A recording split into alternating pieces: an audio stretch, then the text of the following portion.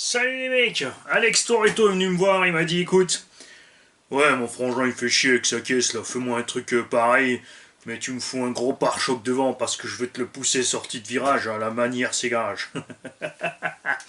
On a donc préparé une Obao Hyper VT, pare-choc avant de Slash 4x4, le complet ce coup-ci, pas juste le gros bout, on a pris le petit bout.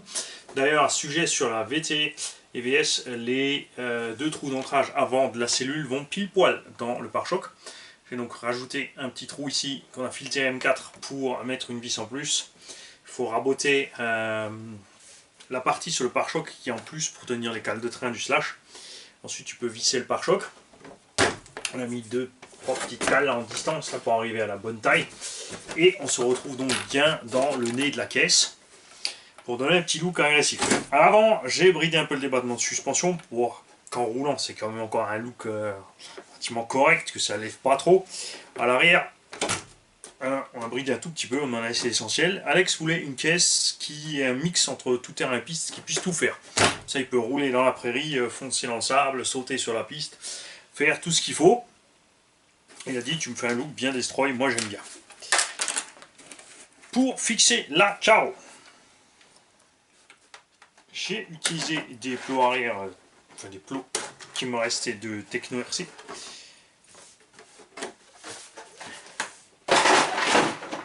Que j'ai mis directement sur la tourelle à l'arrière. À l'avant par contre ça ne va pas à cause du moteur. J'ai donc utilisé une pièce qui me restait d'un kit de Slash de Proline, fixé aussi dans les trous d'origine de la tourelle, comme ça on n'a rien percé en plus.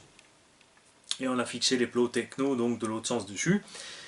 Et c'est du bricolage, mais ça marche à merveille. Et puis ça n'a pas un look trop dégueu. Enfin, vu d'ici maintenant. Après, tu me la renverras peut-être dans 6 mois pour la révision. Je veux dire, c'est quoi, c'est qui le clown qui a fait ce montage? Castle 2200 kV, Quick Run 150, enfin la version d'origine au Bao. Le cerveau 18 kg au Bao qui marche à merveille.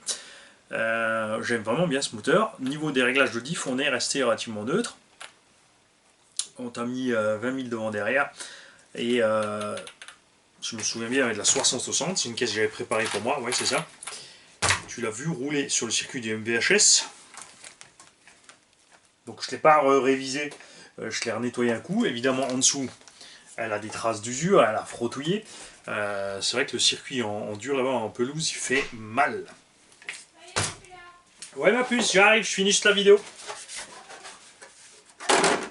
Et tu auras évidemment la radio avec, une carreau support d'aileron et l'aileron pour passer en buggy, puisque je t'ai laissé les plots buggy. Donc quand tu veux passer en buggy, tu as juste à monter le support d'aileron, l'aileron, la carreau de buggy, à la limite tu déboulonnes vite la partie principale du pare-choc et c'est parti. Je vais te remettre un peu plus près, évidemment. Donc on a frottouillé à l'avant, la tourelle est ok, la tourelle arrière on l'avait remplacée puisque le propriétaire précédent l'avait plié, il l'avait redressé, mais bon, je l'ai changé parce que j'aime bien. Parce que généralement une fois que ça a pris un pli, ça se replie. Quand c'est pour moi pour rouler, c'est pas un problème, mais quand je laisse passer la voiture à quelqu'un d'autre, après, je n'aime pas ça. Ah, tu as aussi à ce sujet les deux cales de train avant, enfin l'avant arrière et l'avant. L'arrière avant et l'avant arrière, on a lu en option, celles d'origine sont plastique. C'est vrai que sur le circuit, elles ont souffert. Un petit truc rigolo, c'est qu'à l'avant, je l'ai monté et je me suis fait surprendre parce que j'avais coincé la transmission parce que la cale de train avant frottait sur le BTR de la noix. Donc c'est pas très grave, il faudra mettre. Bon là c'est passé. Petit coup de fraise et c'est bon. Mais ça c'est marrant puisque c'est une cale prévue pour cette machine et ce sont des cales d'origine Obao qui coûtent quand même 25 € pièce. Donc il y a 50 € pour ces deux cales, ça fait un peu mal. Si tu parles, le châssis de base coûte 220 €, avec les options tu arrives à 270. Ce qui est con parce que sur la VT qui coûte 250, elles sont dessus ces cales. Donc c'est un peu marrant. Voilà. Tu n'as pas d'usure spéciale des noix de cardan, des axes de cardan, tout ça. Aucun souci à te faire.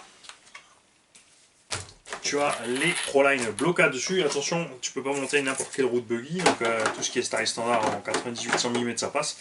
Si tu prends des roues chinoises, ça n'ira pas parce qu'elles sont... Enfin, si tu prends les gros modèles, là, j'en ai qui font 105, 107 mm.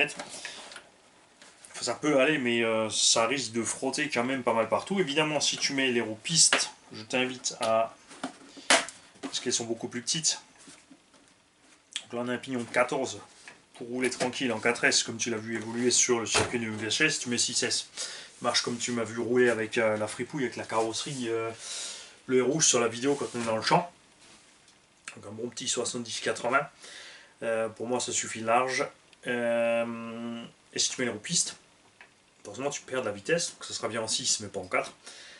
Et je t'inviterai donc évidemment à descendre les buts et de suspecte pour que la caisse n'ait pas un look trop bizarre et qu'elle se comporte mieux. Forcément, déjà si tu passes sur roue piste, il faudra qu'elle ait plus de grip, donc de toute façon il faudra que tu durcisses la suspecte. Donc tu pourras brider les butées et au pire éventuellement changer les ressorts si ça suffit pas en la bridant. Mais je pense que là niveau dureté on devrait être pas mal. Là on n'a pas la lipo dedans, on est bien posé comme ça. Elle se conduit, je l'ai réglé pour qu'elle fonctionne plus comme une duromotrice, pour qu'elle ait plus l'esprit qui va avec la carreau. Alors je pense que ça devrait te plaire.